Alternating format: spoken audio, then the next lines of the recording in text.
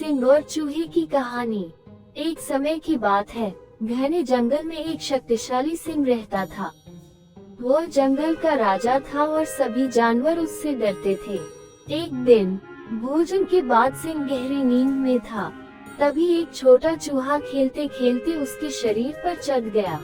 सिंह की नींद खुल गई और उसने गुस्से में चूहे को अपने पंजों में जकड़ लिया।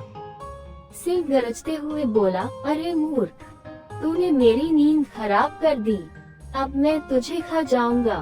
डरा हुआ चूहा कांपने लगा और विनती करने लगा, महाराज कृपया मुझे छोड़ दीजिए। मैं छोटा और तुच्छ प्राणी हूँ, लेकिन कभी न कभी मैं आपकी मदद कर सकता हूँ। सिंह जोर से हंसा और बोला, तू मेरी मदद करेगा? तू इतना छोटा है, तेरी कोई ताकत नहीं। फिर भी जा, तुझे छोड़ रहा हूँ।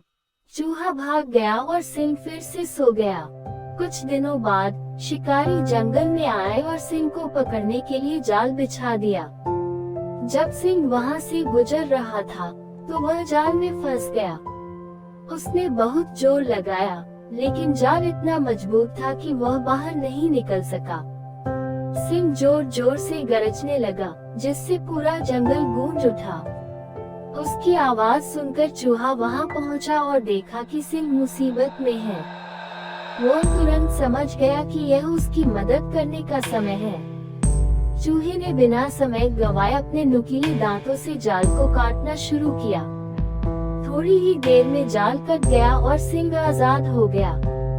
सिंह ने राहत की सांस ली और भावुक होकर चूहे से कहा, छोटे दोस्त, आज तुमने मेरी जान बचा ली।